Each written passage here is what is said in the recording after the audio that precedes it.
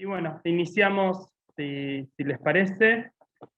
Ahí en el orden está primero Ricardo Sánchez, con el aporte de educación, pedagogías de la memoria y mediaciones tecnológicas culturales. La idea es que puedan exponer en 10 minutos. Yo a los 10 minutos, si quieren, les digo para que vayan cerrando. Y por ahí las preguntas, si quieren ir dejándolas en el chat, y después al final las recuperamos, o bueno, habilitamos para que puedan hacer el comentario. Bien, Ricardo.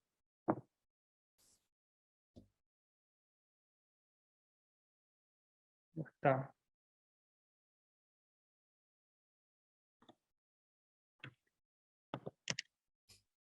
No está Ricardo, ¿no?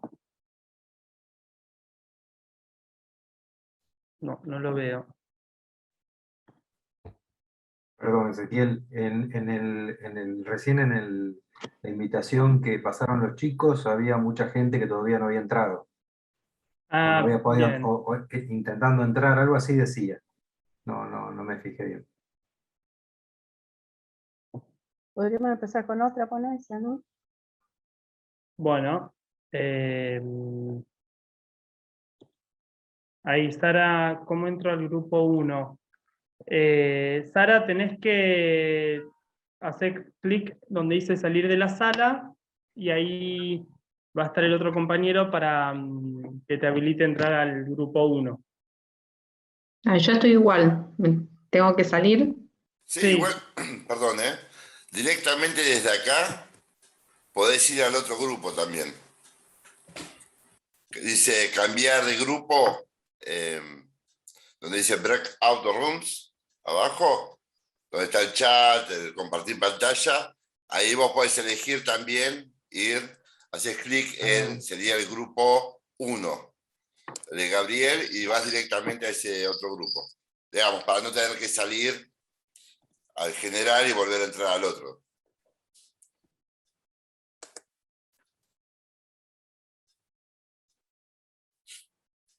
Bien.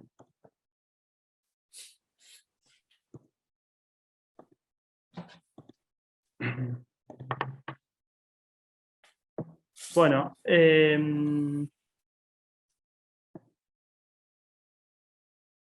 bueno, si Ricardo no lo encuentro, por ahí si quieren avanzamos con el otro grupo, y en todo caso si se incorpora, después le damos la palabra. Entonces, Cecilia Bello.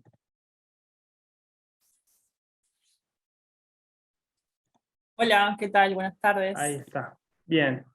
Bueno, Cecilia, te damos la palabra. El título era Sentido que los estudiantes de educación secundaria dan al estudio de la dictadura cívico-militar, 1973-1985, en relación a su historia propia. Así que bueno, te damos la palabra, y a los 10 minutos te aviso, así vamos cerrando. Dale, gracias. Bueno, buenas tardes. Me presento. En primer lugar, soy Cecilia de Montevideo, Uruguay. Y lo que voy a presentar es un poco como algunas consideraciones y conclusiones de una investigación que estoy terminando de realizar dentro del marco de una maestría en Psicología y Educación de la Facultad de Psicología de la Universidad de la República de acá de Uruguay. Consistió la investigación en esto, en entrevistar a estudiantes de sexto año de liceo, que es la educación secundaria, en algunas especialidades puntuales que eran economía, o digamos, acá en educación secundaria hay como distintas diversificaciones, de acuerdo a lo que después quieran estudiar. Entonces en las únicas que hay historia en sexto año son en economía y en derecho. Entonces los estudiantes entrevistados fueron de esas, que estaban cursando esas orientaciones, de distintos liceos de Montevideo, como se intentó como abarcar distintos barrios, instituciones privadas y también instituciones públicas. Bueno, y también considerando un poco esto como del tiempo acotado, que es muy difícil reducir una tesis a 10 minutos, porque elegí escribirlo para leerlo y poder ser también como más concreta y y rápida con lo que quería presentar hoy, que es como una parte, o sea, seleccioné algunas de las consideraciones y las conclusiones que fueron saliendo de esta investigación. Bueno, entonces eso, como les comentaba, fueron entrevistados 19 estudiantes, que casualmente las entrevistas se realizaron entre los meses de octubre y noviembre de 2019, que fue justo en el contexto de elecciones, nacionales acá en Uruguay. Creo que coincidieron justo con las de Argentina también. Entonces el clima social, el contexto estaba como muy cargado también de ese contenido político, porque bueno, también fueron como unas elecciones particulares en las que el partido de izquierda, el Frente Amplio, después de 3 periodos de gobierno, perdió la presidencia y llegó nuevamente la derecha al gobierno, y eso como que a nivel social trajo como bastante convulsión, que se veía como muy manifestado en todos los aspectos, y en las entrevistas también se vio eso, que en un principio no era algo que yo esperaba, o sea, incluso hasta por una cuestión de tiempo fue como casual que se diera en ese momento, ¿no? Como en las entrevistas que se dieran en ese momento, pero al final aportó muchísima información también a la investigación, que la entrevista se diera en el mismo momento de cuando estaban sucediendo las elecciones.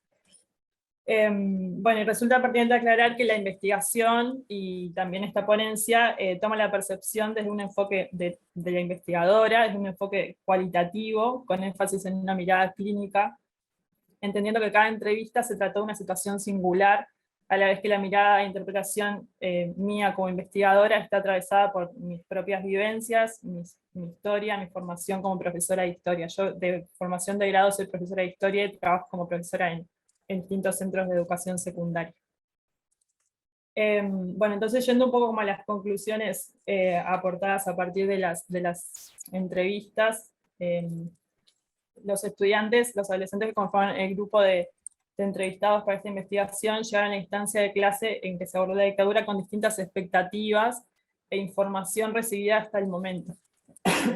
También, según compartieron los estudiantes, el trabajar la dictadura tomó distintos sentidos en cada uno, de acuerdo a su historia, a lo que les había sido transmitido, y a su posicionamiento político e ideológico, aunque no fuera explicitado en todos los casos. Muchos de los entrevistados expresaron haberse sorprendido con lo trabajado, ya que no coincidía con sus ideas previas o con lo que les había sido transmitido desde sus familias. Para otros, lo trabajado acompañó los discursos previos que ellos habían recibido.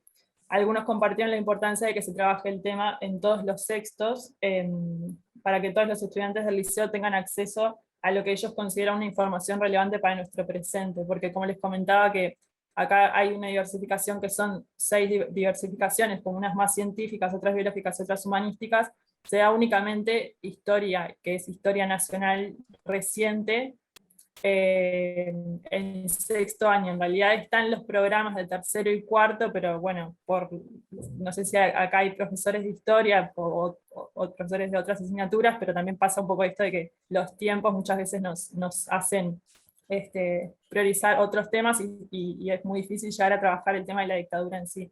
Entonces sucedió que muchos de los estudiantes recién en 6º año habían conocido a nivel curricular el estudio o habían estudiado la dictadura cívico-militar del 73. Bueno, varios de ellos expresaron la vigencia, ¿no? Una de las preguntas era si ellos consideraban que había relación entre la dictadura y el presente. Varios de ellos expresaron la vigencia de la dictadura, en tanto siguen impunes los crímenes de lesa humanidad, nombrando particularmente la búsqueda de los desaparecidos. Otros lo relacionaron con la política actual, refiriendo a las elecciones, tanto quienes fueron entrevistados en un contexto electoral como quienes no, porque hubo algunas entrevistas que fueron un poco después. No todos los estudiantes entrevistados expresaron empezaron a encontrar relación entre el presente y la dictadura, de acuerdo a cómo cada uno se posiciona en el presente, y también de acuerdo al sentido que construyó sobre la dictadura. O sea, había algunos de estos estudiantes que no encontraban que hubiera una relación entre su vida presente o el presente social y lo que había sido la dictadura, también en función del sentido que ellos construyen sobre el proceso histórico de la dictadura. Acá me interesa como aportar una consideración de Marcelo Viñar, que es un psicoanalista uruguayo, que habla sobre los militantes de la memoria y los traficantes del olvido, que es como una línea de análisis interesante para la investigación. porque nos permite acercarnos a las distintas prácticas y políticas que se han empleado y cómo las mismas toman lugar o no en la construcción del sentido de cada uno de los miembros de la sociedad. A partir de aquí, lo que es transmitido generacionalmente y no siempre por medio de la palabra, se hará de una u otra forma, se hará cuerpo de una u otra forma en la tercera generación, y en particular en los estudiantes que fueron entrevistados para esta investigación. O sea, los estudiantes tienen entre 17 y 18 años, por lo que conformarían en su mayoría la tercera generación de acuerdo a quienes vivieron el proceso de la dictadura. La importancia de la dictadura en el presente fue fundamentada por algunos, refiriéndose al vínculo con las elecciones. Y acá cito unas palabras de Mariana, que fue una de las estudiantes, que decía: hay un montón de gente que calla todo lo que pasó y que termina siendo cómplice, y que termina siendo cómplice en algún momento. Gente que estaba, o mismo hasta hoy en día, está en lista de candidatos. Me parece que está todo conectado, porque mientras no se haya terminado, mientras haya gente que se repite en esos dos momentos como actores protagonistas, es imposible no separar la dictadura del presente. Valentín, otro estudiante, esta es una cita un poco más larga, pero que me parece interesante leerla por lo que aporta también como desde la mirada de la adolescencia, ¿no? Respondiendo a si sentía que la dictadura estaba como relacionada con su vida presente, respondió: sí, hay un aspecto que es que yo me considero de izquierda. Soy frente amplista y lo manifiesto tranquilamente. No he sentido miedo de que me pueda pasar algo por eso. Que aparte tampoco es que digo, hay que tomar el poder. Digo, soy frente amplista y soy de centro izquierda. No me considero comunista. Pero me toca en el sentido de que mi padre, por ejemplo, el hecho de que lo manifieste en una mesa cuando se habla de política, ya sea familiar o con amigos, a veces en redes sociales, me diga que en ese sentido tiene razón, que la historia es cíclica y que se puede volver a repetir. Que no quiere que el día de mañana, no sé, salgan una marcha del silencio o alguna huelga, o me pongan en algún sindicato, algún gremio, o ya por vincularme o publicarlo en redes, que el día de mañana pase algo, se dé vuelta la torta, como dicen, y termine yo preso o torturado o muerto o cosas así. Me parece bastante lejano y por eso yo me siento tranquilo de expresar lo que siento. Pero en realidad, yo qué sé, me pongo a pensar que los que vivían en la Suiza de América también les parecía lejana la dictadura. Entonces, en ese sentido, me parece que tiene un poco de razón. Pero me jode el hecho de que por pensar eso, sentir que no puedo decir lo que pienso. Entonces sí me toca un poco en la vida diaria, en esas discusiones que tengo a veces con mi padre, y también en yo adentro mío decir, tendría que, me conviene, es necesario, y ahí estoy todavía en esa dualidad. Para aclarar, la Suiza de América fue como se le nombraba a Uruguay más o menos en la década del 50, cuando se aplicó el modelo ISI en el gobierno de Luis Valleverres. Entonces, lo relatado por Valentín expresó en otros momentos que él provenía de una familia de derecha, incluso lo llamó o nombró que su abuelo era pro dictadura, o como del ala más conservadora de la derecha. Lo relatado por Valentín provenía de una experiencia que no le era propia, en tanto no había sido vivida por él, pero sí le pertenecía en el sentido de que su padre le estaba compartiendo un miedo como herencia de otro momento. Por lo compartido por Valentín, su padre no había vivido situaciones de represión o violación de los derechos humanos durante el periodo de la dictadura, incluso nombró en algún momento de la entrevista la postura pro dictadura que sostenía su familia. De todas formas, puedo interpretar que la censura y la persecución política seguramente había hecho cuerpo también en él, aunque fuera únicamente como registro de la posibilidad. Viñar, este psicoanalista que les planteaba, habiendo pasado 10 años, o sea, en 1995, de la reapertura democrática, se preguntaba, ¿dónde se aloja el horror de la violencia traumatógena? El horror de la guerra, del genocidio y de la tortura. ¿A quién le pertenece? ¿A las víctimas o a la especie humana? 25 años después de lo que se preguntaba Viñar, parece seguir teniendo cabida esta pregunta, este cuestionamiento, y Valentín en sus palabras asumía ese miedo de que ese miedo que se le había sido transmitido al cuestionarse la conveniencia o necesidad de militar o manifestarse políticamente, por lo que eso podía traer como consecuencia para él. Otra de las que es como en realidad el centro de... cerrando. Ya. Ok. Bueno, me queda un montón en realidad, pero comparto así como brevemente, para no leer otras intervenciones de los estudiantes, que el centro era como un poco ver si había disonancias o consonancias entre lo que los estudiantes, el sentido que los estudiantes expresaban con respecto a la dictadura y lo que les había sido transmitido, y ahí un aporte fundamental fue el de la psicoanalista argentina Alicia Verba, que habla de las 3 generaciones y cómo la transmisión va pasando, cómo se puede expresar en las distintas generaciones lo que es transmitido o no por medio de la palabra, es la primera generación, la segunda y la tercera. Y en realidad ahí, a nivel general, hubo mayoritariamente como estudiantes que expresaron tener una consonancia con lo que en su familia les había transmitido, y algunos que expresaron una disonancia incluso bastante fuerte, como provenientes de, por ejemplo, como el que leía recién Valentín, de familias que eran como, o que defendían la dictadura, o con discursos como muy anticomunistas, y ellos plantándose con una postura muy de defensa de los derechos humanos, de repulsión a la dictadura, de reivindicación del nunca más, por ejemplo.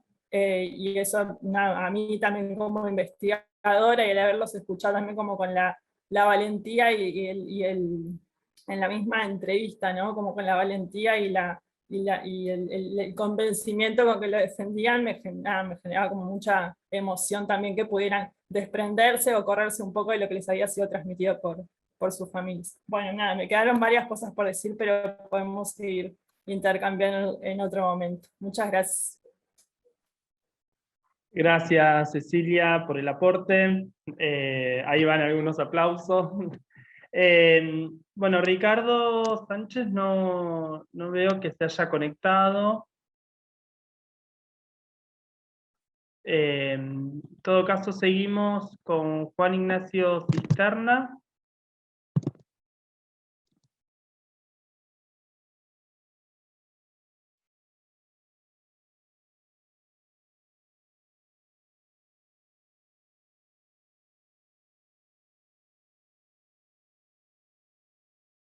Que no lo veo.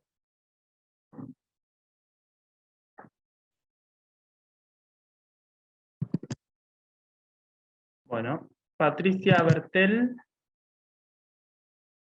Sí, ¿qué tal? Ahí, Buenas tardes. ahí, Acá estamos. buenas tardes. Bueno, Patricia Bertel, el título de la ponencia: la formación de la subjetividad y la transmisión de la cultura como procesos políticos. Exactamente. Bien, con el tema de las preguntas y los aportes lo hacemos al final, porque esto, bueno, se va a cortar, y en todo caso seguimos después en la sala común. Así que, Patricia, bueno, te damos la palabra. ¿Qué tal? Buenas tardes. Yo soy Patricia Bertelio, formo parte del equipo de la Cátedra de Pedagogía de la Universidad Nacional de Lomas de Zamora. Acá también están Silvina Fresta y Mónica Serlowski, parte del equipo, y es Mónica la que va a dar esta ponencia. ¿Qué tal? Bueno, buenas tardes a todos y a todas. La verdad que es una emoción poder compartir el espacio con gente de lugares tan diversos. Yo también, para optimizar el tiempo, lo que me hice es un PowerPoint. ¿Lo puedo compartir? Creo que sí. Fíjate si podés ahí en compartir pantalla. Sí. ¿Ahí se ve? Sí, se ve ahí, está iniciando.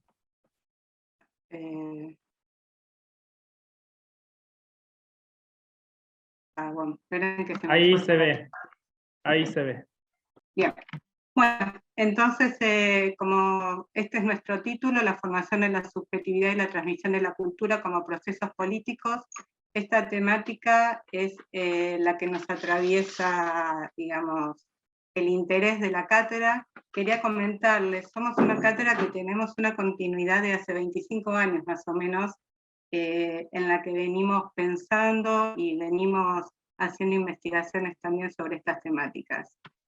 Entonces queríamos contarles un poquito cuáles son los puntos de partida que nos sostienen. Pensamos la pedagogía como una disciplina y como una ciencia que reflexiona sobre la educación, y nosotros partimos en la cátedra de un recorte político. Esto implica, digamos, algunos posicionamientos, ¿sí?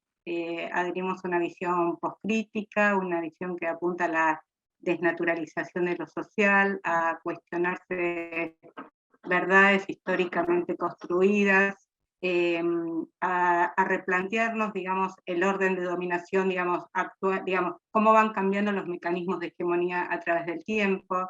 En ese sentido, una pregunta que nos atravesó durante un tiempo es, bueno, ¿a qué llamar específicamente pedagogía? ¿Cuál es el campo de la pedagogía? Y ahí empezamos a construir nuestro propio núcleo conceptual, y tomamos como eje de nuestras indagaciones la tarea docente, centrándolos en la transmisión de la cultura. A partir de ahí, entonces, tomando este eje, comenzaron las preguntas, bueno, tomando esta cuestión de cuál es la función de la escuela y cuál es la función de los docentes, qué tipo de subjetividad se forman en las instituciones educativas, y partimos todo el tiempo de, digamos, de esta premisa que toda práctica educativa, y cuando hablamos, si bien nos estamos centrando acá en, digamos, en la práctica educativa formal, pero también trabajamos con lo que es la educación familiar, la educación espontánea, y consideramos entonces que toda práctica educativa es política. Entonces, como les contaba, venimos nosotros haciendo investigaciones desde 1998 hasta el 2011, en las cuales lo que hicimos fue indagar en distintos niveles educativos. Primero partimos de lo que teníamos más cerca, que eran los profesores de la propia facultad, y después fuimos ampliando nuestras investigaciones y trabajamos con profesores en formación, ¿sí? Con ingresantes, por ejemplo, al profesorado, y nos interesaba indagar en las representaciones que tienen los docentes o los futuros docentes. Entonces, por ejemplo, trabajamos cuál era la idea que tenían sobre la transmisión, o cuál era la representación sobre qué es educar, o cuál es la función docente. Y en ese sentido, bueno, lo que acá está transcrito en esta filmina tiene que ver con, digamos, algunas cuestiones que fuimos encontrando como comunes denominadores, y lo primero que nos apareció es esta cuestión de que la transmisión de la cultura estaba deslegitimada. ¿En qué sentido? En que muchas veces, ya sea por pensar una definición de la transmisión como imposición, en asociar la transmisión con posturas que tenían que ver con la escuela tradicional, con la repetición, con esa memoria mecánica, no la memoria que estamos acá invocando en este seminario. Entonces esto también implicaba una pérdida de legitimidad de la transmisión. A su vez, ¿qué pasaba? El conocimiento no estaba pensado como una herramienta de transformación social, como una herramienta de emancipación, sino que eran, digamos, se apuntaba a un conocimiento técnico, a un conocimiento pragmático, un conocimiento que les sirviera para el hoy. Entonces, por otro lado, las representaciones sobre el enseñar y sobre el educar estaban centradas en motivar o en ayudar, con lo cual entonces lo que se priorizaba era la conformación del vínculo. Entonces el conocimiento pasaba a ser un puente para este vínculo entre estudiantes y docentes. Bien. Creemos que todas estas representaciones también van a impactar entonces en los procesos de conformación de subjetividad. En función de esto vamos avanzando en las investigaciones, y bueno, van cambiando nuestras preguntas. Entonces, una vez, digamos, en la cual nosotros definimos la transmisión y la riqueza y la importancia de la transmisión de la cultura, nos preguntamos cuáles son los prerequisitos, cuáles son las condiciones para poder sostener un proceso de transmisión, y cómo incide esta transmisión, o si no hay transmisión, o si no hay una apuesta a la enseñanza en la conformación de la subjetividad política actual. En ese sentido vamos estableciendo, digamos, partimos, así como teníamos nuestros puntos de partida para considerar lo que es la transmisión, también tenemos así, digamos, nuestros basamentos, desde dónde nos paramos. Tomamos algunos autores de referencia como Serge Jasón, Hannah Arendt, Mérieux, Y desde ahí entonces construimos que para nosotros, digamos, pensar cuando estamos conceptualizando qué es la transmisión, partimos de establecer que hay un vínculo asimétrico y ese vínculo asimétrico es necesario en el sentido de poder darle un lugar al otro en el mundo, de alojarlo, de enseñarlo, de establecer los códigos simbólicos, y en ese sentido lo que pensamos que en esa relación asimétrica es muy importante entonces que este vínculo sea habilitador, emancipador, y esto implica entonces un reconocimiento del otro como un sujeto activo. ¿Por qué también le damos importancia a la transmisión de la cultura? Porque pensamos que, digamos, lo democrático, la democracia se juega en el poder de la universalización del conocimiento, el conocimiento legitimado, que para ciertos sectores, si no lo adquieren en la escuela, no tienen otros medios para poder adquirirlo. Y a su vez pensamos que el conocimiento es una herramienta de emancipación, sabemos que no es la única, ni sabemos que con el hecho de, digamos, de la transmisión, digamos, no se va a producir la emancipación, pero es una apuesta esa.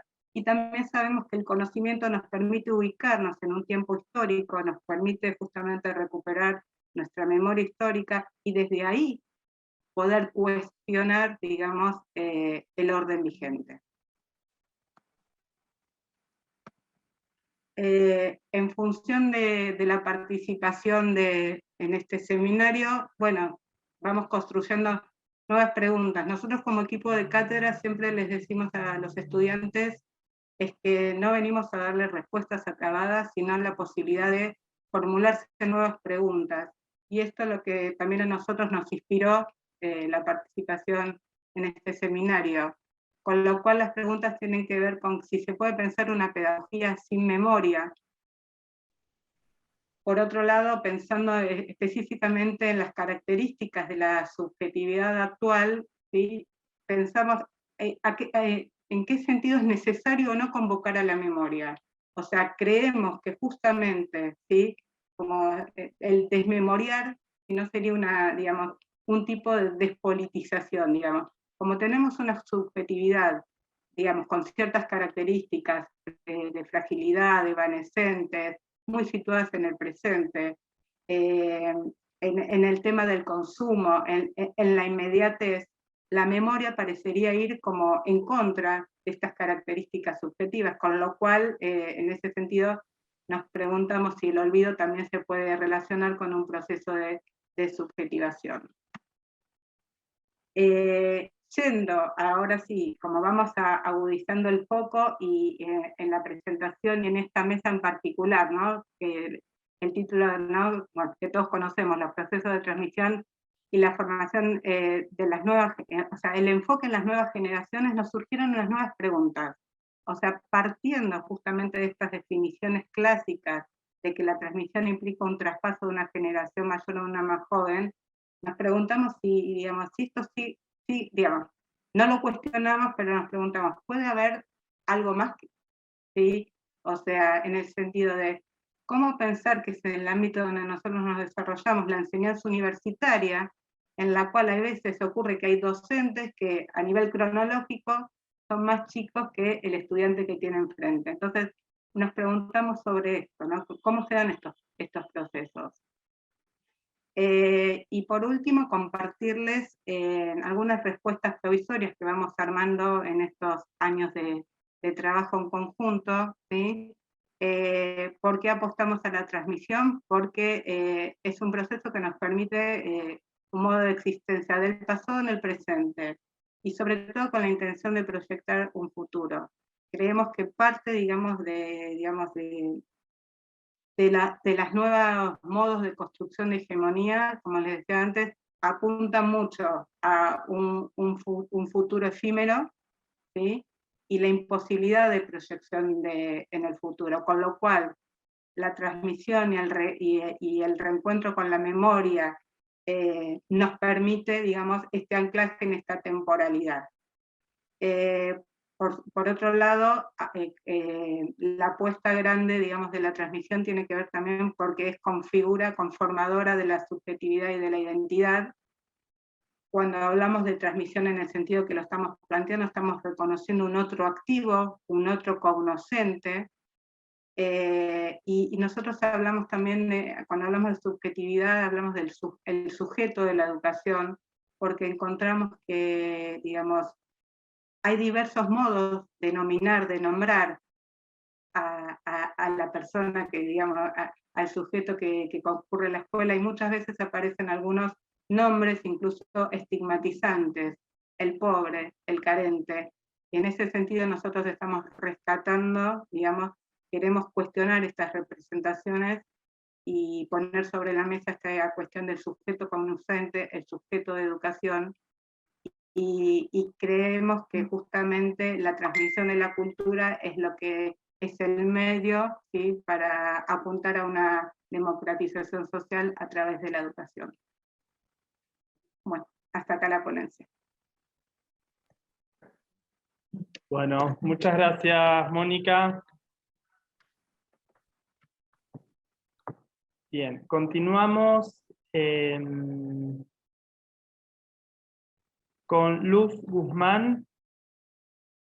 El título es Política y subjetividades en los jóvenes de la Argentina.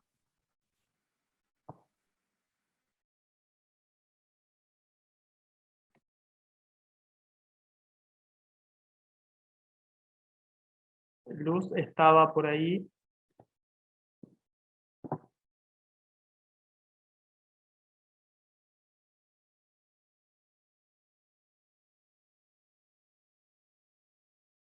Se ve que se desconectó. Yo lo había visto hace un ratito. Bueno.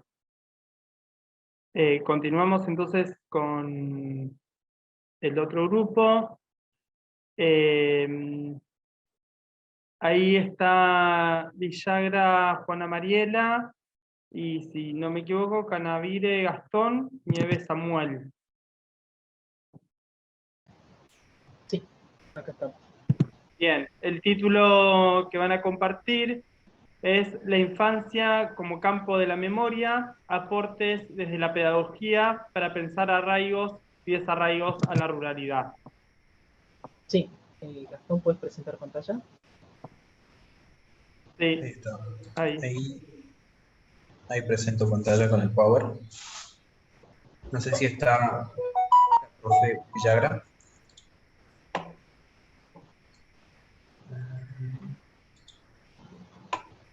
Villagra no la había visto conectada.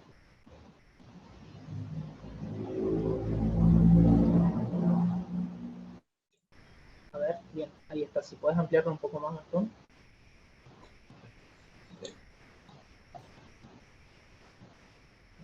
Bien. Bien. Primero que todo, nosotros somos de la Universidad Nacional de Jujuy, ¿sí? Argentina, estudiantes de la carrera en Profesorado en Educación para la Salud, adscritos de la materia en Pedagogía a cargo de la docente Villagra Juana Mariela. El equipo de investigación está integrado por Villagra Juana Mariela, Canavire Gastón Luciano y quien les habla Samuel Gonzalo Nieves. Este proyecto está realizado con estudiantes ingresantes a la carrera de Profesorado y Licenciatura en Educación para la Salud de la Facultad de Humanidades y Ciencias Sociales. El título que elegimos es La infancia como el campo de la memoria, acerca de los aportes desde la pedagogía para pensar el arraigo y el desarraigo en la ruralidad. También nosotros vamos a hablar, vamos a recabar datos e indagar y tensionar sobre la infancia y cómo la construcción de la subjetividad en el territorio rural y semirural, en la que la construcción de las representaciones sociales tienen que ver con el arraigo y el desarraigo, ¿sí?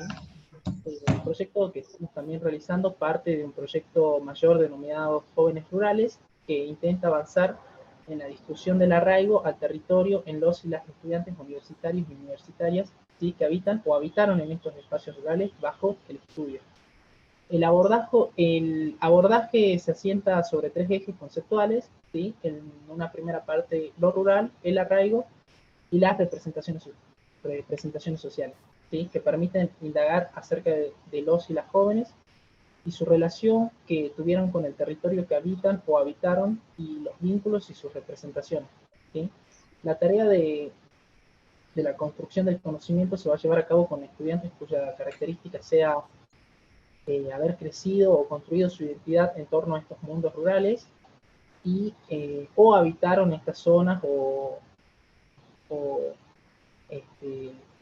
estuvieron en alguna instancia de su vida insertos en estos mundos rurales, en la que se realizan los tipos de relaciones que establecen los y las estudiantes con su territorio, las familias y los lazos, etc. A la vez vamos a indagar acerca de si los territorios ofrecen alternativas para lo que es el arraigo o la construcción de vínculos con el mismo, y si la formación universitaria facilita o entorpece el retorno al ámbito rural o se promueve.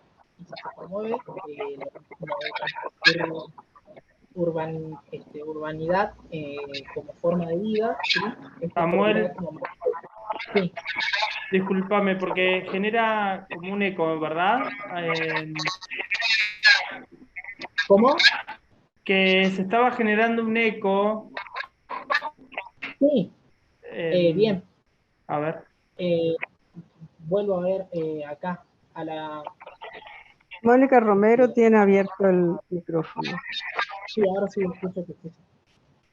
Bueno, estaba hablando de que el abordaje se va a centrar sobre 3 ejes conceptuales: lo rural, el arraigo y las representaciones sociales, que van a poder permitir indagar acerca de los y las jóvenes y la relación que tuvieron con el territorio que habitan o habitaron, ¿sí? Y los vínculos y las representaciones que generan. Bueno, la tarea de construcción de conocimiento se lleva a cabo con estudiantes cuya característica sea haber crecido y construido su identidad en torno al mundo rural, ¿sí? A la vez se indagará también acerca de si los territorios ofrecen alternativas para el arraigo o para la construcción de vínculos con el mismo, y si la conformación universitaria facilita o entorpece el retorno al ámbito rural, y si promueve la urbanidad como forma de vida. Esto va a servir como marco de referencia para poder desarrollar las estrategias y poder promover las prácticas innovadoras para el arraigo rural, como así también lo que es la integración de los y las jóvenes en los procesos de innovación territorial, concibiéndolos como la innovación o los resultados del proceso colectivo de su construcción, ¿sí? Se plantea también lo que son las estrategias de trabajo en el equipo interdisciplinario e institucional. Ahora va a continuar hablando mi compañero Canavir. Bien, buenas tardes a todos y a todas.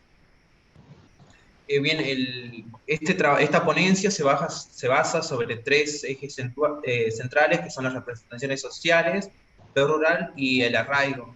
Lo que nosotros estamos haciendo y realizando esta ponencia aún en investigación es tratar de hacer foco en estas personas que respondieron una encuesta, que fueron ingresantes de la carrera de Educación para la Salud de la Facultad de Humanidades y Ciencias Sociales de la Universidad Nacional de Jujuy.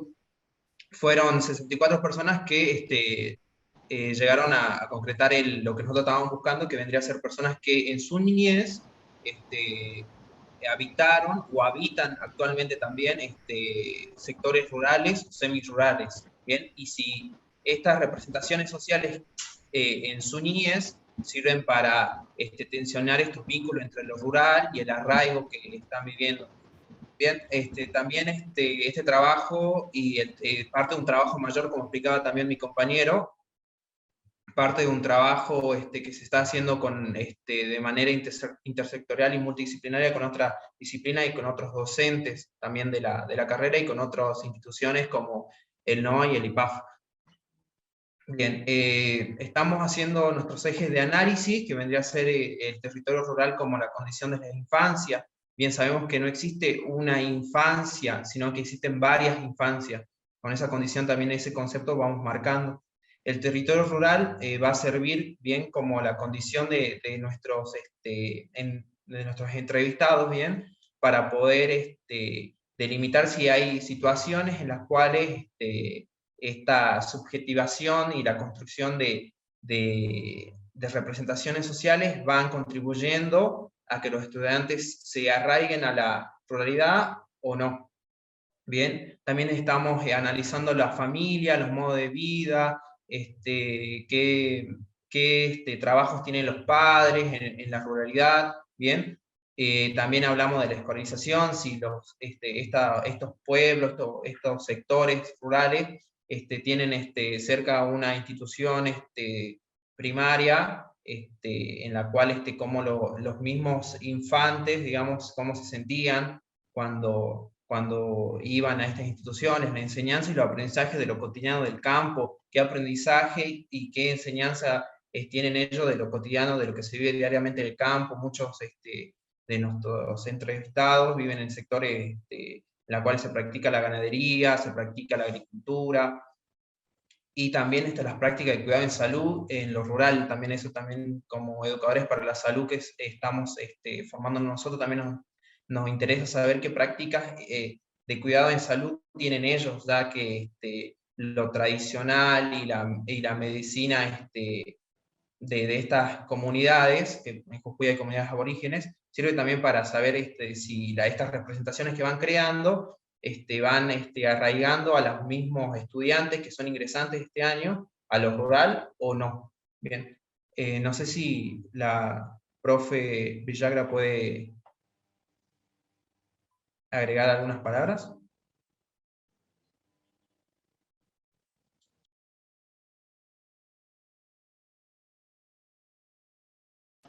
Creo que no pudo entrar a la sala, está en otra sala.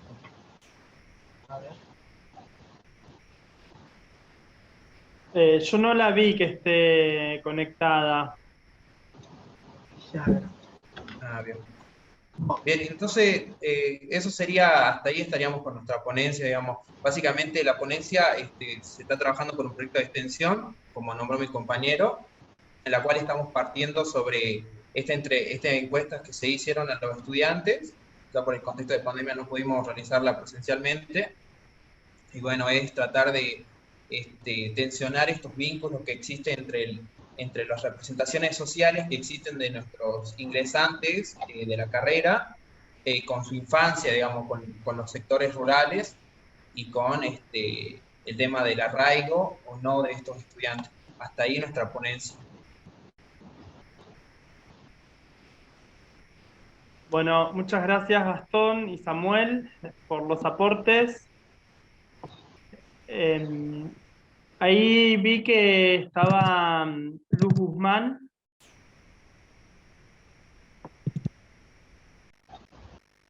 Buenas, se me apagó la compu justo, no me di cuenta y por eso se me salí.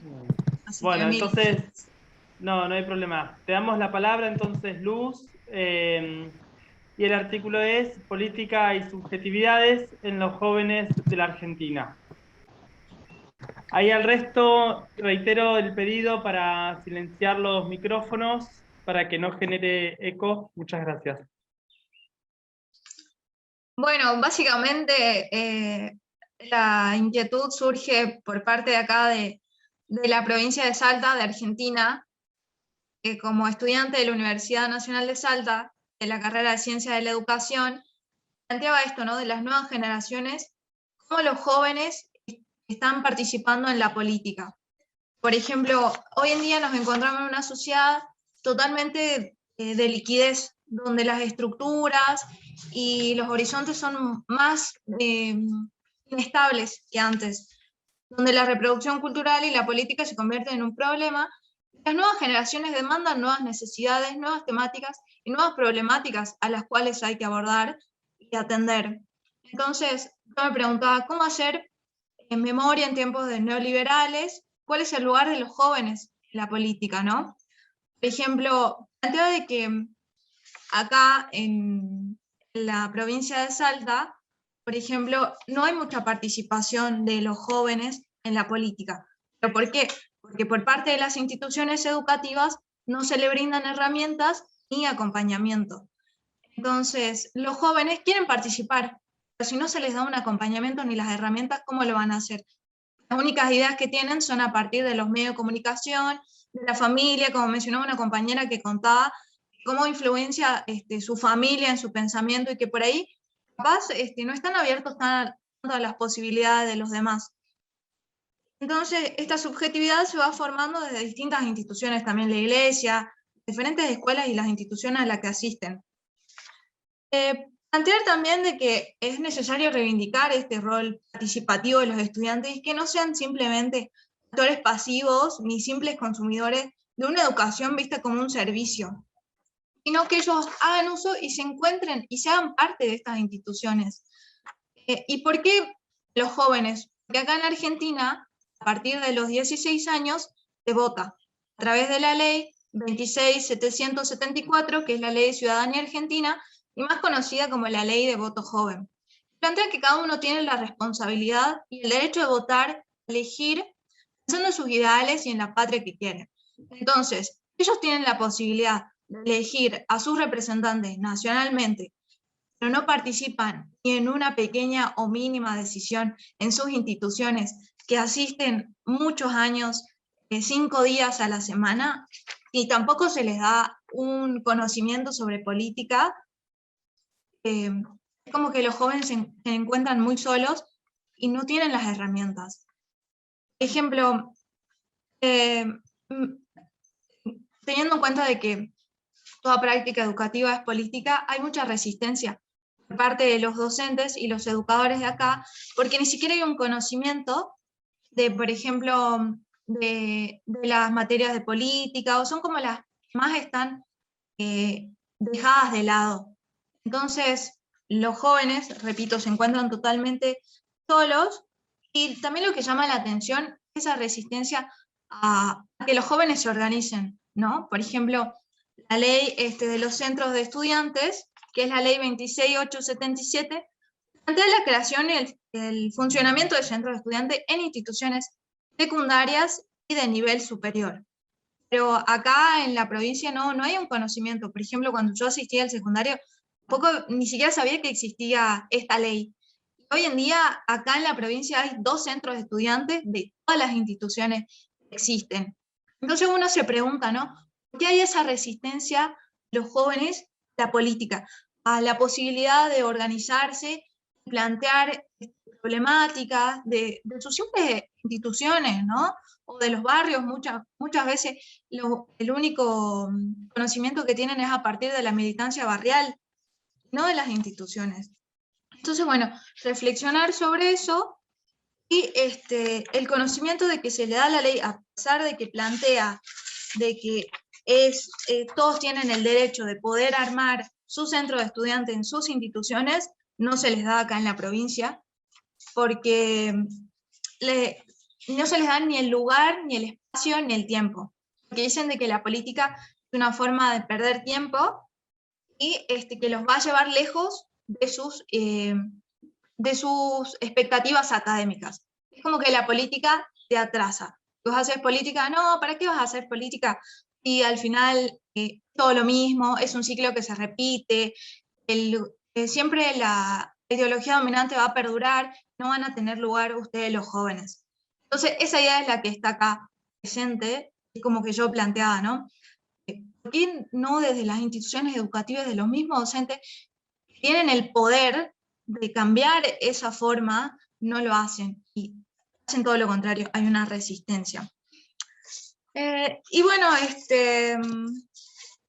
más allá de estas instituciones educativas, me parece muy necesario y muy importante, no hay que eludir, ¿no?, el reto de contribuir a formar ciudadanos capacitados para el debate político social, más allá de que las competencias específicas sean las académicas, el hecho de aprobar materias y seguir avanzando de curso, o en las instituciones de educación superior formarse. Es importante, ¿no?, también saber prepararse para el debate político social. Y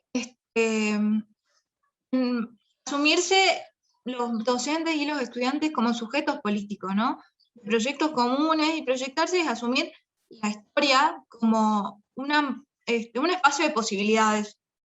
Y, por ejemplo, cuando los jóvenes hablan de que, los adultos y muchas personas dicen de que si bien la participación política de los jóvenes ha incrementado en los últimos años, que ha crecido bastante, la realidad es que no se les dan las herramientas a los jóvenes, porque las herramientas las tienen por medio de comunicación o por internet, y no hay más, digamos, hay una resistencia gigante a la política joven. Entonces, bueno, pensar en esto, ¿no? De que los jóvenes están aquí ahora y son el presente, y ellos tienen el poder de reflexionar y poder cambiar, ¿no?, las cosas, y decir, plantearse interrogantes, y armarse colectivamente. Entonces, brindarles las herramientas que necesitan, y para así poder resolver muchas veces las situaciones de desigualdad que aparecen acá. Por ejemplo, en la Universidad Católica, en una resolución les dice a los estudiantes que solamente pueden, el presidente y el secretario general tienen que tener un 40% de las materias aprobadas. Entonces, si uno no avanza en la carrera, no puede participar políticamente dentro de esa institución. Entonces, pensar eso, ¿no? De cómo, si no avanzo académicamente, no tengo lugar en la política. Y bueno, finalizar de que es necesario reflexionar sobre nuestras prácticas en el aula, en todos lados, y para abrir el diálogo y ordenar ideas, y contribuir, ¿no?, a la formación de los jóvenes con sujetos políticos, y que ellos tengan la posibilidad de elegir o no si quieren estar sumergidos en una política no militar, en un partido, pero brindarles las herramientas para que tengan la decisión de elegir. Y bueno, básicamente es eso, mi reflexión. Gracias por el espacio. Gracias, Luz, por los aportes. Bueno, continuamos con Silvana Nicolini. Ella va a exponer a 44 años de tu secuestro, aún seguís enseñando. Sí. Bueno, hola a todos y a todas. Yo también pensé en mostrar unas imágenes, en realidad texto no imágenes, así que tendría que compartir pantalla. Bien, ¿Está habilitada esa función? Sí, está habilitada, pones en compartir pantalla y ahí te aparece. ¿La están viendo ahí? Sí, ahí se visualiza. Bueno, en realidad yo soy profesora de artística y hace un tiempo he trabajado con el tema de memoria en el aula, pero esta ponencia tiene que ver con un trabajo que estoy intentando llevar adelante junto con la jefatura distrital del distrito de Roque Pérez, donde soy ahora inspectora, ¿no? Inspectora de la modalidad artística en Lobos y Roque Pérez. Surge la inquietud, ya la había surgido hace un tiempo. Tenemos un profesor desaparecido compartido con ambos distritos, y en una de las escuelas donde él daba clase en Roque Pérez, hubo algunos intentos de poder reparar la memoria, buscar la posibilidad de pensar la memoria en conjunto, y bueno, siempre nos encontramos los mismos en los actos o desde afuera de la escuela pensando esto de la memoria. Yo lo que traje como imágenes son para hacer como un relato y después contar cuál fue la propuesta. Sí, no sé si lo están viendo grande o estoy yo nada más que... ¿Ahí se ve? Sí, el nombre de la ponencia, sí, ahí. El nombre de la ponencia tiene que ver con el tiempo de ausencia del profesor Pato Lacoste. Pato era el sobrenombre.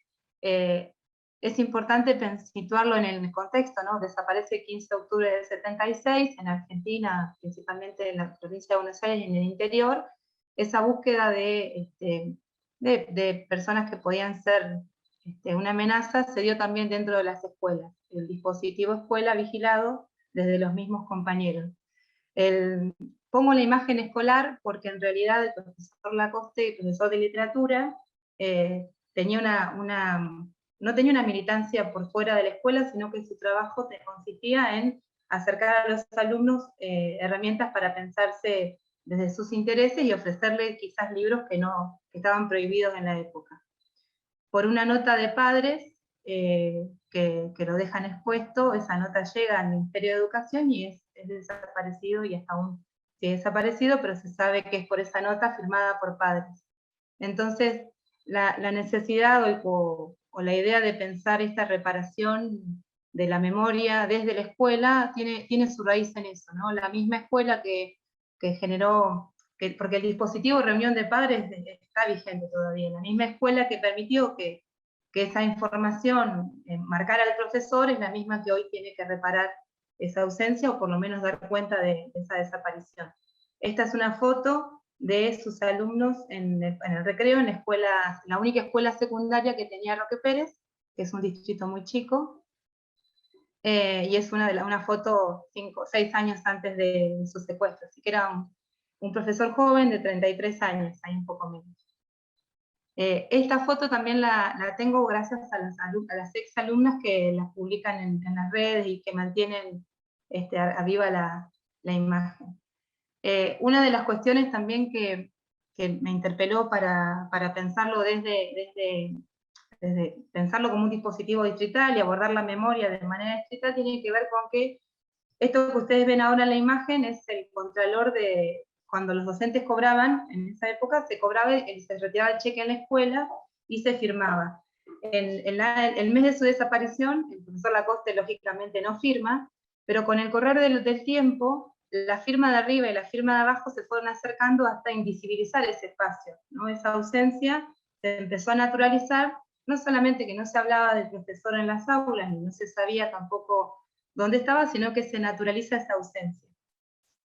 Hasta que 2 años después, como no se presenta a decir por qué faltaba, porque falta y son faltas injustificadas, se lo deja cesante, ¿sí?, por abandono de cargo. Este tipo de información estaba en la escuela y eran mecanismos que tenían vigencia y que estaban dentro de las posibilidades, ¿no?, de legalizar esta idea de ausencia, ¿no? Abandona, deja de cobrar, toma licencia sin goce de sueldo y después de 2 años esas horas las toman otros profesores.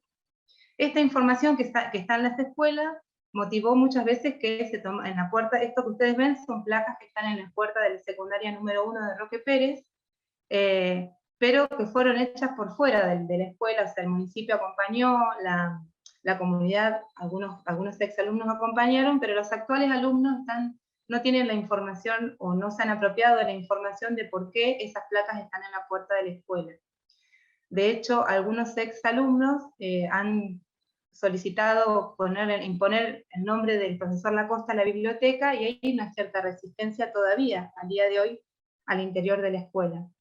Eso también generó pensar que, al no ser parte de los alumnos actuales de esta experiencia, porque la enseñanza del profesor Lacoste ha seguido hasta estos días, que haya alumnos que todavía participan de estos encuentros, pensar en un dispositivo en conjunto con la jefatura distrital y con el municipio, de tomar imágenes y elementos de pertenencia del profesor, hasta la misma nota de los padres, y usarlos como disparador de una propuesta pedagógica para ingresar a la escuela desde ese lugar.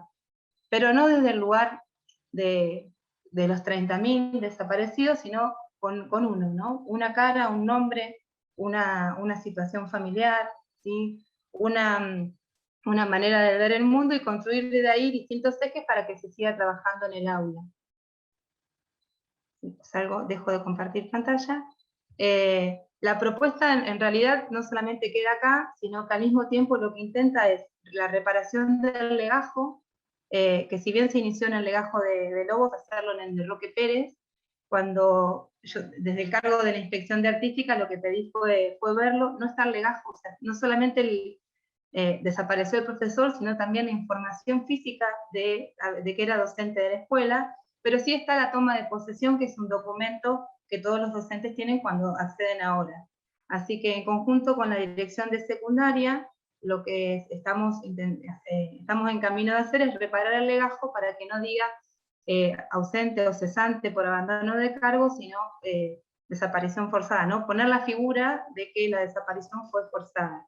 Esto va a ir acompañado de esas imágenes que vieron al último, son parte de una muestra permanente que se inauguró este año, en pandemia, el 24 de marzo, tratando de generar visitas con las escuelas, que las pensamos hacer desde la jefatura distrital, y trabajando con los profesores de artística, que es el lugar de ingreso que yo hoy tengo en la escuela, ¿no? Al ser la inspectora de la modalidad, la propuesta va a ir desde la imagen.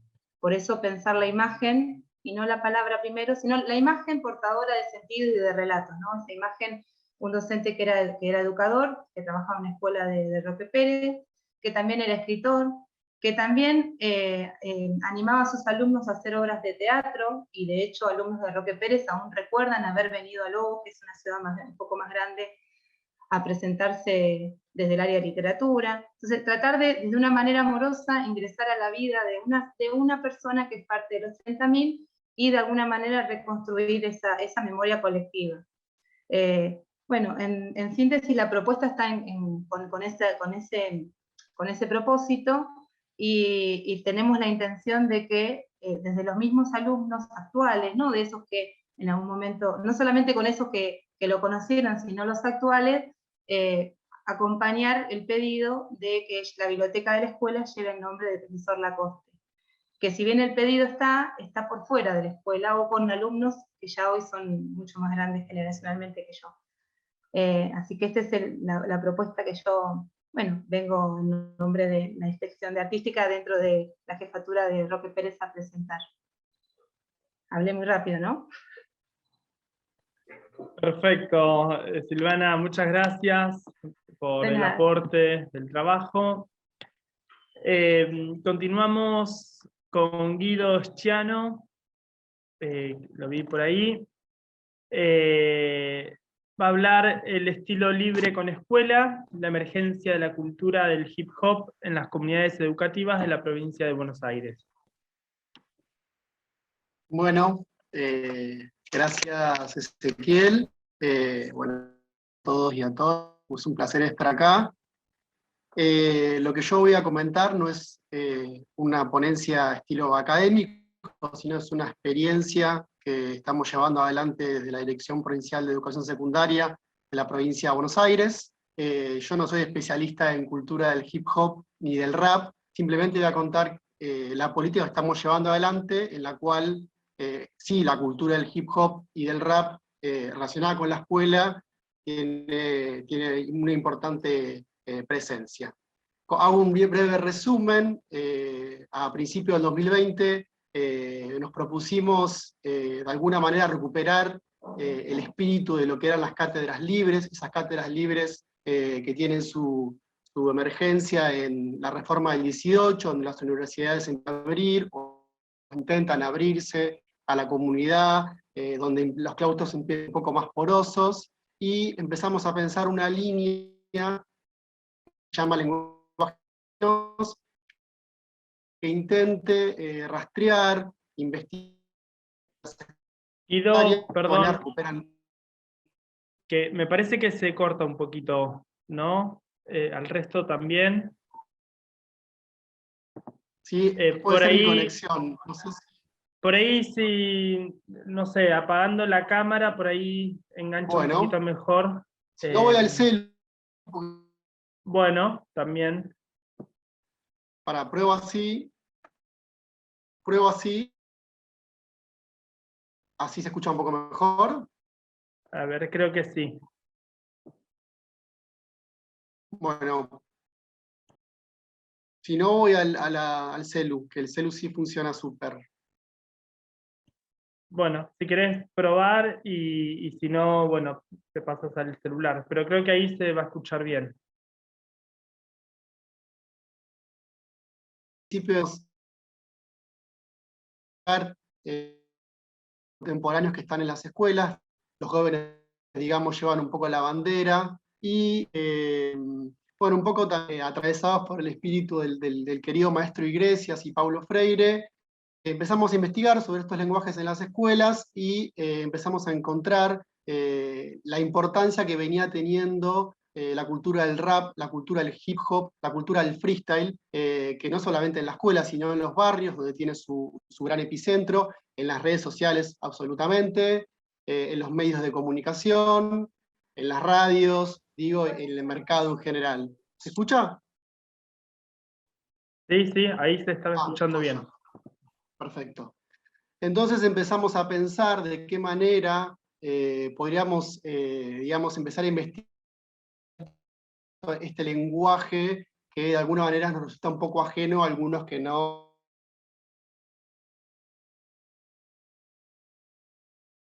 No, ahí se cortó, ¿no? Guido, perdona, discúlpame, Guido.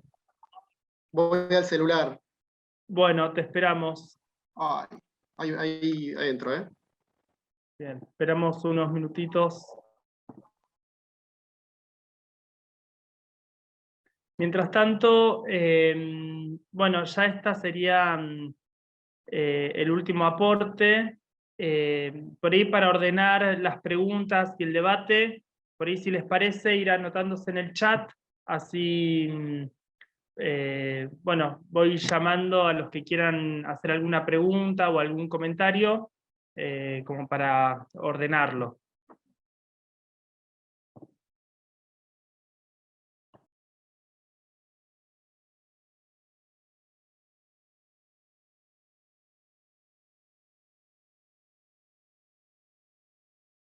O está la opción de levantar la mano también, así los voy anotando y después voy llamando para...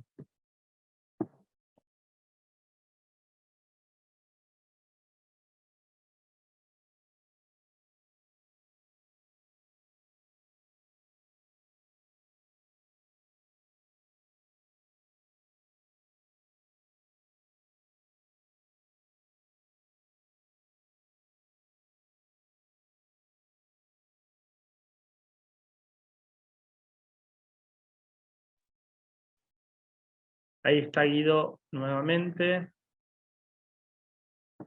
Ahí estás muteado, Guido. ¿Ahí? Ahí va. Joya, no tengo internet, estoy con datos, por eso venía funcionando un poco mal. Les pido disculpas. No hay Igual problema. como muy breve la intervención. Contaba que empezamos a investigar estos lenguajes, que el mundo del rap y el mundo del freestyle tiene como mucha presencia en las escuelas. Nos venía llegando información a partir de docentes que estaban trabajando esto desde, por ejemplo, desde música o desde prácticas de lenguaje.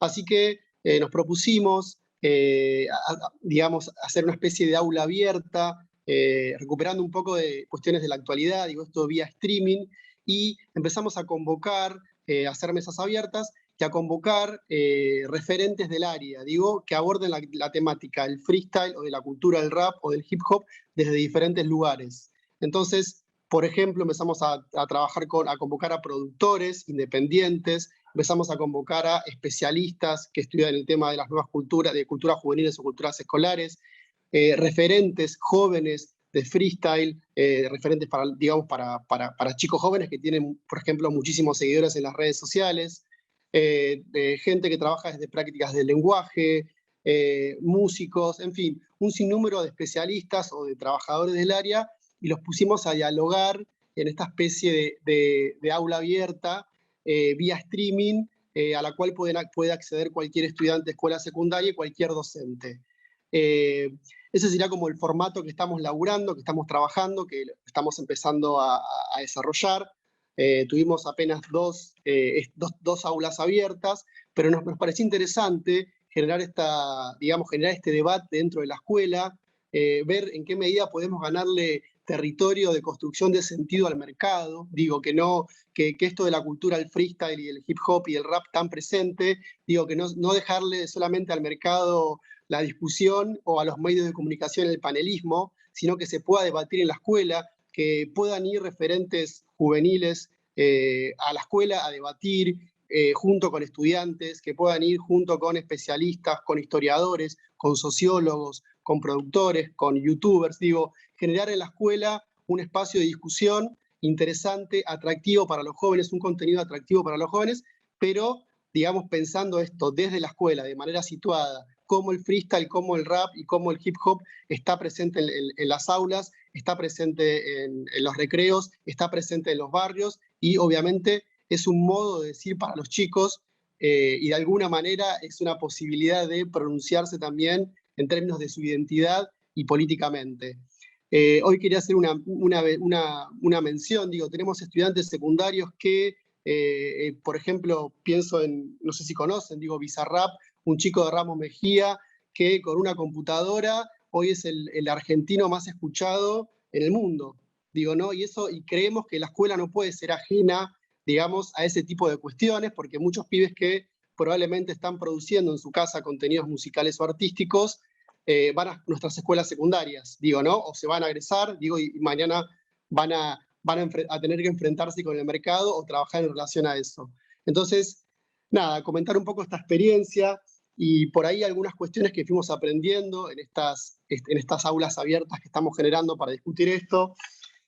Me había notado que en realidad hoy debería estar uno de esos especialistas acá acompañándome, no pudo venir, así que yo estoy tratando de expresar un poco lo que sucede en esos conversatorios. Yo soy el conductor, entre comillas.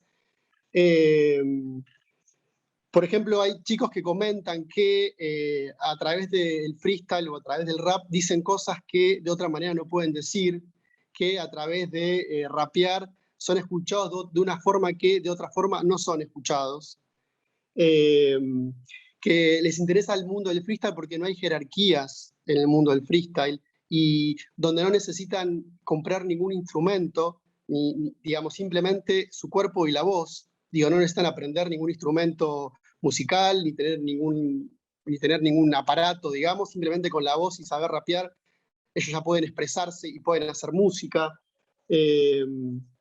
Que en realidad a través de ellos habla su espíritu, digo, ¿no? Como una cuestión bien de ellos pueden expresar algo como muy interno, que pueden contar sus territorios, en fin. Bueno, nada, la idea era comentar un poco esta experiencia que nos parece importante porque de alguna manera representa una agencia política actual de los jóvenes, ¿no? A través del freestyle o a través del rap, digo, más allá de lo que dicen los medios de comunicación, ellos pueden expresarse. Y nos parece interesante que los docentes, los que somos docentes y trabajamos en la escuela, nos podamos capacitar para entender ese lenguaje. Hay un docente, ahora recupero esto, que nos comentaba que, bueno, el mundo del rap viene del Bronx, de la década del 70, llega en Argentina a los 90, pero, por ejemplo, hay investigaciones que relacionan la cuestión de las batallas de freestyle con los payadores, con las batallas de payadores, digamos, ¿no? O que hacen relación con el Martín Fierro.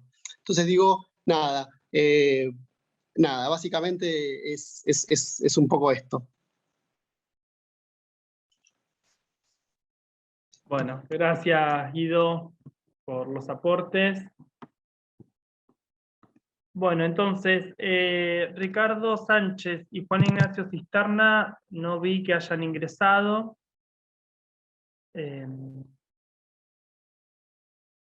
Así que bueno, habilitamos entonces, ya después de todos estos aportes, habilitamos el micrófono para preguntas, comentarios u otros aportes que quieran realizar.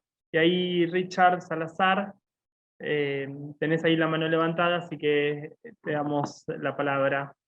Bueno, muy buenas tardes a todos, muy interesante la charla. Bueno, antes que nada arrancar me gustó mucho lo de Luz de Salta. Justo eso es una preocupación. Yo soy docente de geografía en Escobar. Bueno, para analizar este tema, me parece a mí que la pandemia nos jugó en contra, ¿sí? Recién en algunas escuelas, por lo que estoy tanteando en Escobar, se están formando los centros estudiantes a poquito. Yo pienso que este lugar está bueno para transmitir a todos a nivel país, y vi que había una compañera de Uruguay, de arrancar el año que viene, que va a ser presencial, tiene que bajar de los distritos educativos, por ahí una orden de armar sí o sí obligatoriamente los centros estudiantes, ¿sí?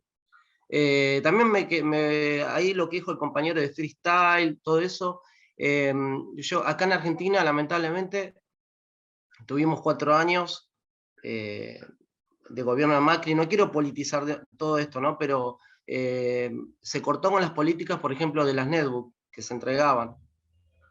Entró Alberto, se entregó algo más, pero yo creo que este gobierno actual tiene que seguir con esa política porque le sirve a los chicos, ¿no? Pero eso se logra con un Estado más intervencionista, por así decirlo. Bien, y otra cosa que quería decir es que, como decía Luz, hay un vacío de esta nueva generación como que no participa mucho en la política. Por eso yo pienso que bueno, habría que revisar, por ejemplo, habría que potenciar en todas las escuelas el área de sociales y bueno, enseñar con memoria, ¿no? Yo, por ejemplo, participo mucho en Jóvenes sin Memoria, que siempre viajamos a Chapadmalal, y eso ayuda mucho a los chicos a nivel político porque le abre la cabeza y el panorama para ¿cómo es? Para no, más que nada, no perder la memoria y los chicos estén al tanto de los temas sociales que han pasado en nuestro país. Y bueno, y por eso yo digo, yo pienso que ahora el año que viene, ya vamos a volver todos y ahí hay que potenciar a los centros de estudiantes y también el tema de Jóvenes sin Memoria u otro evento que haya en otra provincia. Nada más que eso. Gracias. Gracias, Richard. No sé si de los y las exponentes quieren hacer un comentario al respecto. O bueno, abrimos... No, yo pensaba algo esto de que los jóvenes por ahí no están tan comprometidos políticamente. Yo me preguntaba que quizás es una cuestión de lenguajes también, ¿no? Quizás los pibes se comprometen políticamente y lo expresan de otra manera. Entonces, bueno, recuperando un poco lo que decía, digo, quizás debemos como afinar la escucha, como tomar herramientas para entender eso que nos están diciendo en ese lenguaje. Digo que por ahí no es el lenguaje que nosotros tenemos o que aprendimos nosotros. No, me hago esa pregunta, digo, ¿no? ¿Qué, como docentes o como trabajadores de la educación, qué capacidad de escucha tenemos real? Digo, más allá de lo que queremos escuchar, lo que nos quieren decir y cómo nos están diciendo.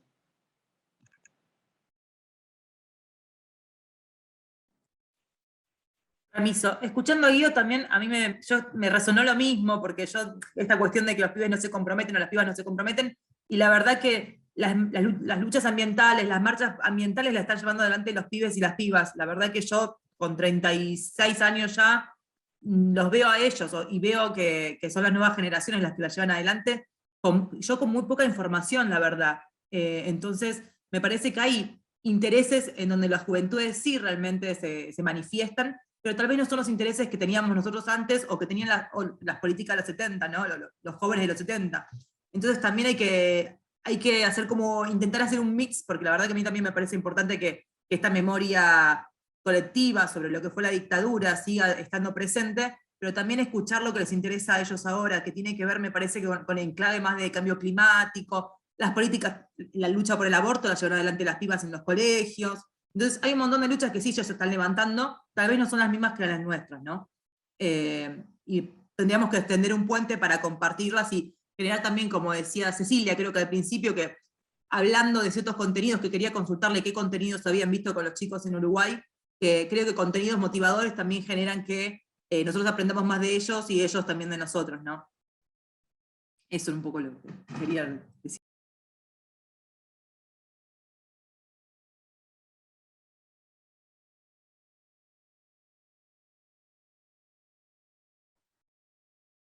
Hola, no sé si tomo la palabra para oír Dale. otra pregunta.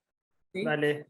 No, también tomando un poco esto que decía Rocío, Uruguay es como otra situación, pero creo que a nivel cultural hay muchas cosas que se comparten, y una de las primeras conclusiones que yo saqué de la investigación es que los chiquilines tienen muchas cosas para decir, y que es también como cuestión de acercarnos a ellos, ¿no? O sea, cuando yo fui a consultar para hacer las entrevistas en las distintas instituciones, la participación era voluntaria, y ellos de verdad estaban como súper interesados en expresar lo que sentían, ¿no? Lo que habían aprendido, qué sentían con respecto a lo que les había sido transmitido por sus familias, lo que habían aprendido en el liceo, si eso tenía alguna coincidencia o no, qué ruidos les generaba a ellos también, porque muchos expresaban como esto de que les generaba ruidos, y los llevaban también como muchos al plano político, a la manifestación política de ellos, que no siempre era política partidaria, ¿no? En algunos casos era política partidaria y en otros casos no.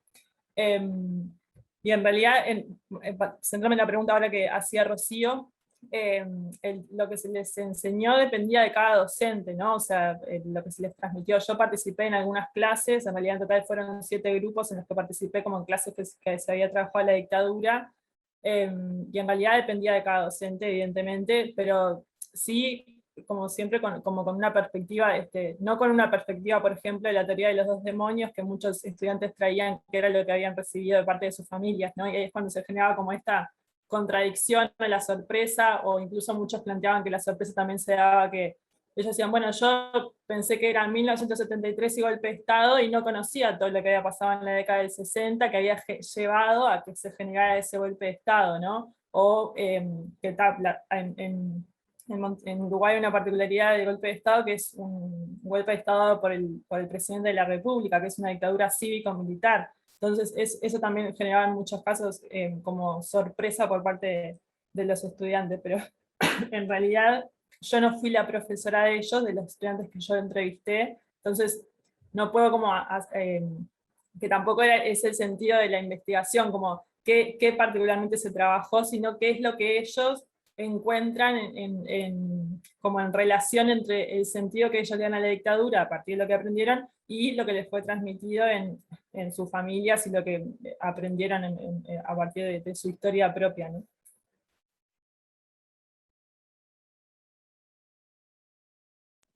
Perdón, aprovecho también para consultarte, Cecilia, ¿hay una fecha conmemorativa dentro de la currícula de las instituciones educativas que conmemore la dictadura en Uruguay?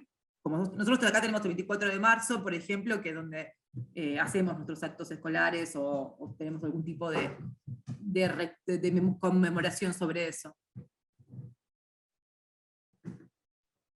No, a nivel de currícula, sí, las instituciones educativas no. La fecha en la que se conmemora es el 20 de mayo, que se hace la Marcha del Silencio, que empezó en el año 1996, y en realidad es como específicamente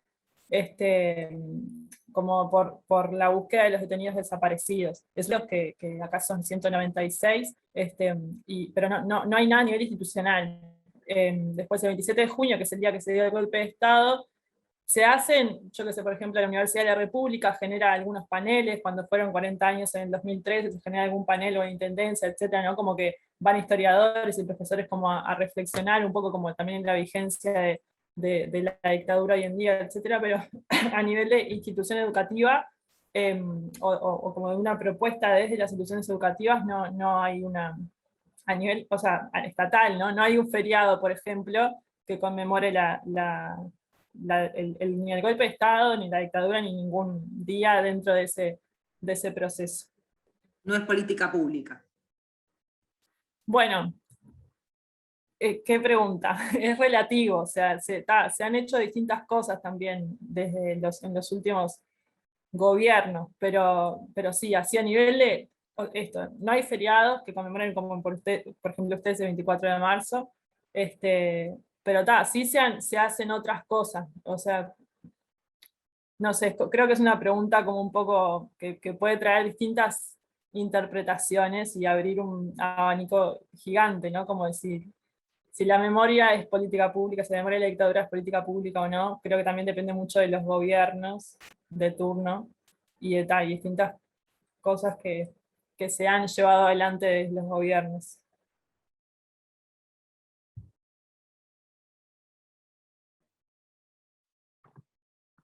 Bien, otros aportes, otras preguntas.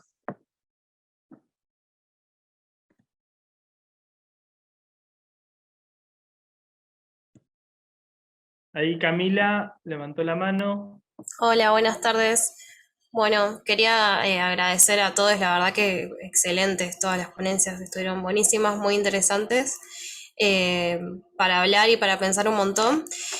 Y bueno, me quedó también, más que nada, son preguntas por ahí para invitar a pensar, ¿no? A todos en realidad, acerca de los últimos comentarios. Voy a sacar la mano porque creo que queda, si no, siempre levantada, ¿no? Ahí está, ahora sí.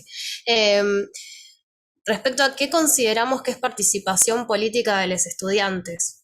Porque tal vez si consideramos que existe una sola forma de participar políticamente, no estamos abiertos a poder interpretar justamente, como dijo Guido, un espacio, no sé, de freestyle como participación política.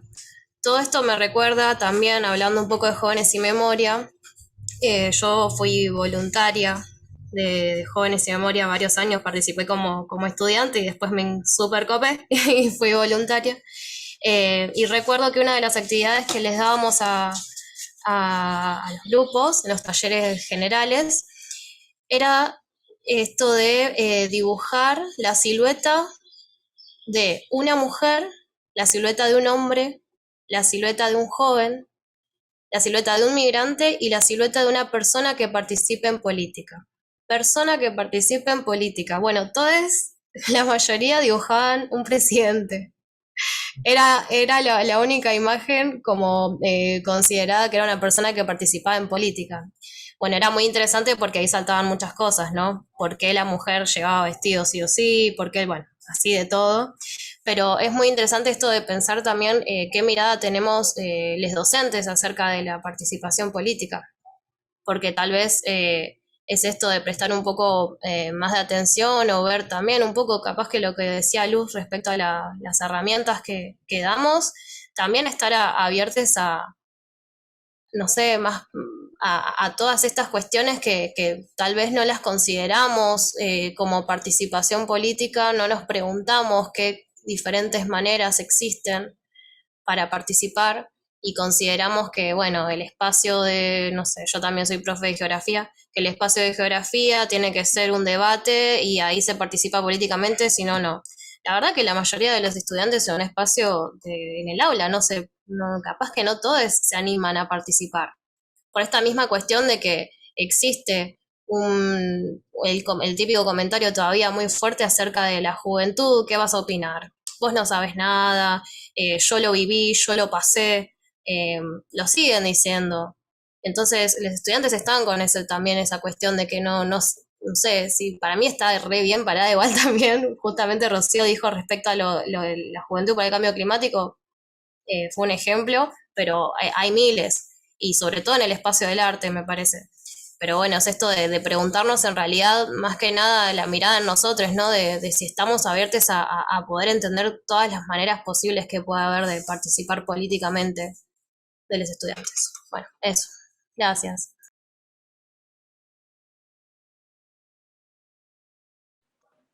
Yo, ¿puedo hacer un comentario? No la vi, creo que fue Camila, pero no la puedo ver, pero la escuché. Y pensaba también que como que nosotros tenemos como la representación de la participación en las escuelas a través de centros de estudiantes, como que armar el centro de estudiantes, digo, ¿no? Entonces, como que a veces nos preguntamos también en la dirección, digo, ¿qué otras formas de centros de estudiantes hay que no son las convencionales, que tienen un presidente, tesorero, bla, bla, bla? Digo, ¿qué otras formas de organizarse, digamos, ¿no? Además de la forma de decir, ¿qué otras formas de organizarse diferentes, transversales, con otro tipo de participación, con otro tipo de continuidad, digamos, tienen los chicos? Me parece que esa pregunta también es válida, digo, en esta cuestión de cómo organizarse en la escuela y qué entendemos y qué leemos por un grupo organizado o un grupo desorganizado, digo, ¿no? A veces lo que pensamos como grupo que no está organizado de otra manera y tiene su propia lógica. Me parece que está bueno también esa pregunta.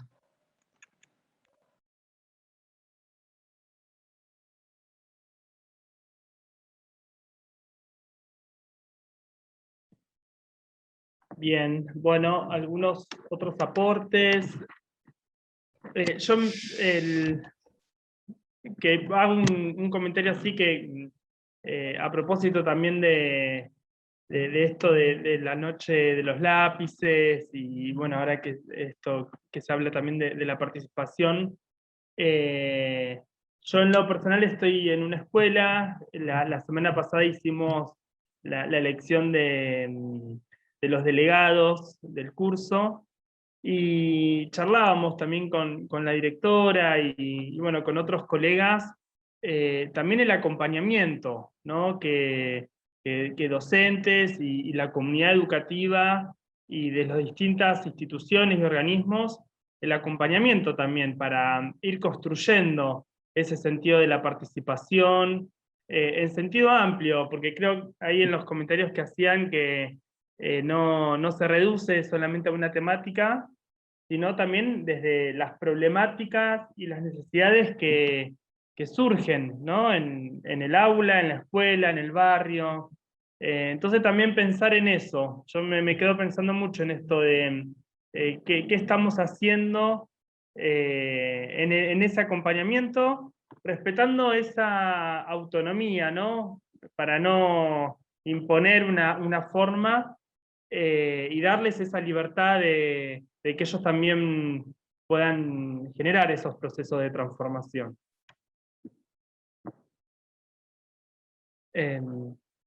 Bueno, había otra persona que creo que iba a decir algo.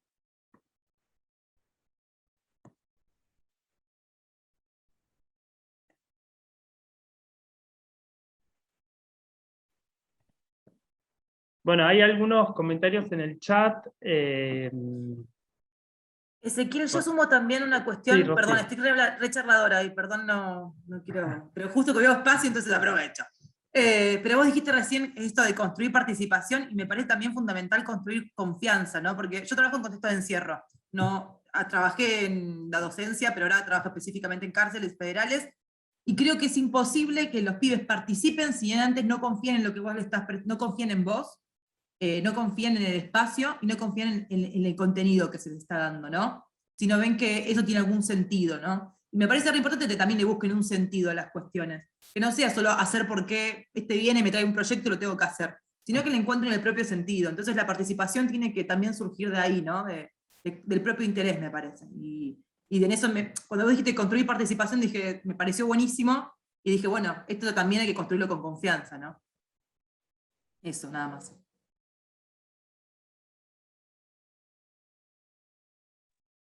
Bueno, ahí en el chat hay agradecimientos, las felicitaciones también por todos los aportes. Miranda agrega así: las experiencias educativas de movimientos sociales muestran la posibilidad de algo más asambleario. Bueno, conocer experiencias de otros territorios. Ahí Nicolás también comparte los distintos enlaces de Jóvenes y Memoria, para que las puedan seguir en las redes.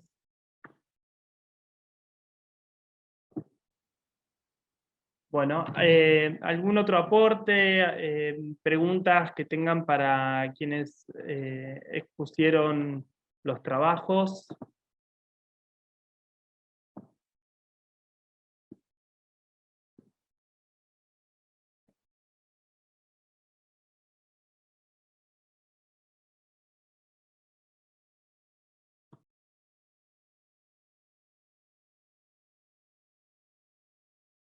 Bueno, yo si querés sumo algo más, ahora que quiero gastar el tiempo. Una de las cosas que no les dije es que esos primeros padres que firman la nota eran la pata civil de esa dictadura, lo mismo que sucedió, que nos anticipó Uruguay en el 73, nosotros lo vivimos después en el 76, y algunos todavía viven y caminan por las calles. Entonces, debido a este intento, a esta movida de recuperación de la memoria, se inició juicio y entró una querella con Pablo Yonto. Está dentro de los que estamos dentro de los querellantes, como con algunos exalumnos tanto de Lobos como de Roque Pérez. Era para sumarles. Si bien se sale un poco de la escuela, por eso la idea del título, ¿no? A 44 años seguís enseñando, porque los que fueron sus alumnos hoy van a ser son testigos para el juicio. Cuando salga, no sé, tiene como un nombre porque entra en una causa más grande, van a ser citados los que viven aún de esos padres que hace 44 años hicieron la denuncia. Así que no era para aportar algo. Por eso esa frase que en algún momento estaba en la documentación de inicio, hay pasados que no pasan, a mí me resultó muy significativa desde este lugar, ¿no? No pasa porque es presente, porque esas personas todavía están. De hecho, en algún momento yo los he visto, los he escuchado, y la verdad que piensan igual. Así que bueno, era eso nada más. Bien, gracias Silvana. Silvina Festa, vos querías hacer un comentario, y después Patricia. Sigue primero Silvina, perdón. Sí, un comentario chiquito en base a lo que había, para ampliar un poco más lo que dijo Rocío, y también con las experiencias de Guido y Silvana en las escuelas. Me parece que, y algo que vos también habías comentado, que es primordial no solo la confianza, sino también permitirle darle la voz a los jóvenes, ¿no? O sea, como directora de escuela secundaria, es algo que muchas veces encontramos cierta resistencia por parte del adulto en querer juntar a los jóvenes para poder armar un proyecto, y que el proyecto sea algo que salga realmente de ellos y que no sea algo impuesto. Entonces me parece que cuando nosotros ponemos la confianza, identificamos a ese que tenemos enfrente, que podemos confiar plenamente de que pueden hacerlo, de que tienen ideales, que tienen cosas que decir, propuestas que hacer, me parece que ahí es donde se van dando los proyectos más exitosos, y bueno, los que trabajaron con escuelas secundarias, con las escuelas que los escuché muy atentamente, me encantaron las propuestas, voy a llevar propuestas similares a la escuela, y bueno, felicitarlos a todos por las ponencias que estuvieron exponiendo, que fueron muy, muy interesantes. Solo esto.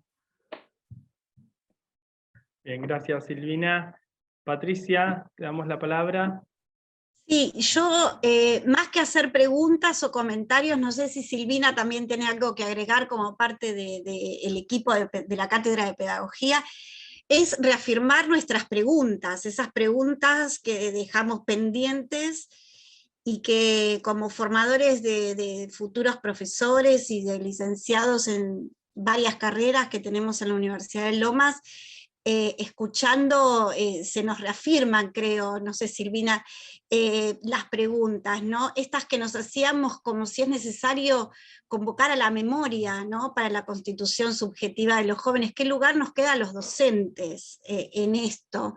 ¿Cómo prepararlos, ¿no? ¿Cómo llevar la posibilidad de transmisión de la cultura y que no dejen de transmitirlo? Esas preguntas que nosotros nos hacemos en la cátedra de qué sucede si se deja de transmitir, y esta pregunta también que nos planteamos, si desmemoriar es despolitizar, si dejar la transmisión de la cultura de lado también es una forma de despolitizar, y no solo en la participación política de un centro de estudiantes, sino en otros tipos de participaciones que vemos que los jóvenes están buscando ese lugar, como decían en feminismos o en cuestiones ambientales, ¿no? Yo creo que después de escucharlos nos quedamos con estas preguntas pendientes que tenemos para la cátedra reafirmadas.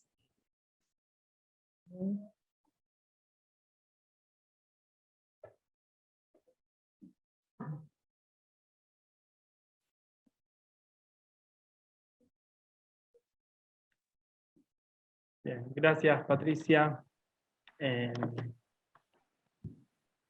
Ahí Silvana había, perdón, Rocío, había hecho una pregunta a Silvana, no sé si querés comentar algo más sobre...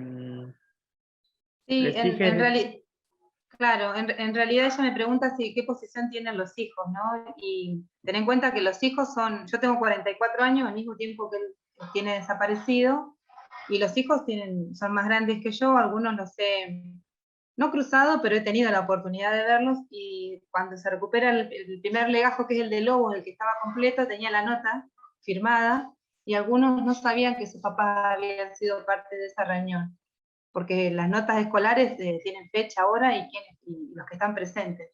Y en algunos casos, silencio, como que no saben nada, y en otros, no te digo que participan activamente, pero por ejemplo en un acto una de las hijas prestó un mantel para la mesa principal, o sea, como que de alguna manera se acercó. Todavía está como medio ahí. Los que más traccionan o participan son los que fueron sus alumnos, que esos están constantemente como aportando, recordando, pero sí todo el mundo tiene como fragmentos, ¿no? No han logrado conectar. Sí recuerdan ese día de la ausencia, de que se les dijo en la escuela que había ido a pescar, que fue cuando lo secuestraron, y en la escuela recuerdan el suplente, recuerdan el tipo de clases. Eso también me llama la atención, porque la mayoría se acuerda de la práctica pedagógica, que yo no sé si mis alumnos de hace un año lo podrían decir.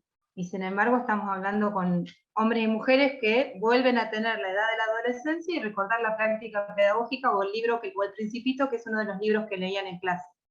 Que por eso una de las imágenes ingresa por el Principito, pero después va a la clase, ¿no? Pensar, bueno, en ese trabajo está el acompañamiento también de la dirección de secundaria para pensar actividades que puedan surgir después de ver las imágenes, ¿no? Imágenes que en principio no generan ningún, o sea, que no parecieran ser sencillas, ¿no? La imagen del Principito, la imagen de la escuela, una imagen de la nota.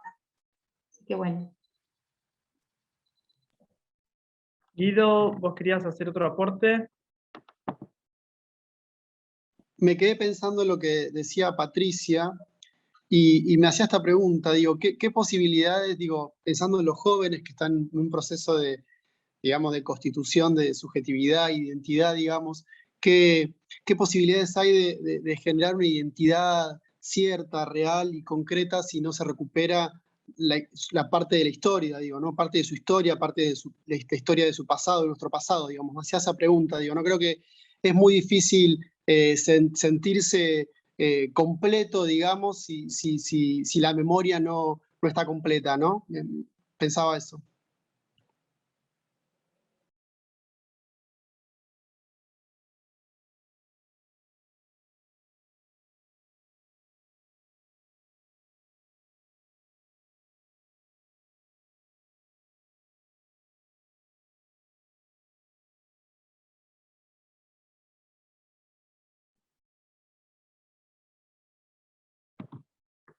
Bueno, ¿algún comentario más?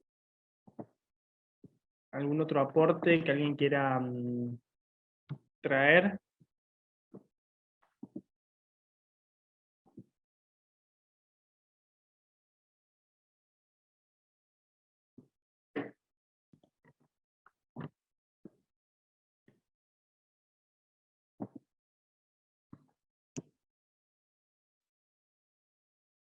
Bueno. Bueno, no sé si hay algo más, si no, bueno, agradecer toda la participación, todos los aportes, quienes estuvieron compartiendo sus trabajos, sus propuestas. Creo que se ha podido construir un diálogo para seguir pensando, para seguir debatiendo. Así que todo muy, muy fructífero.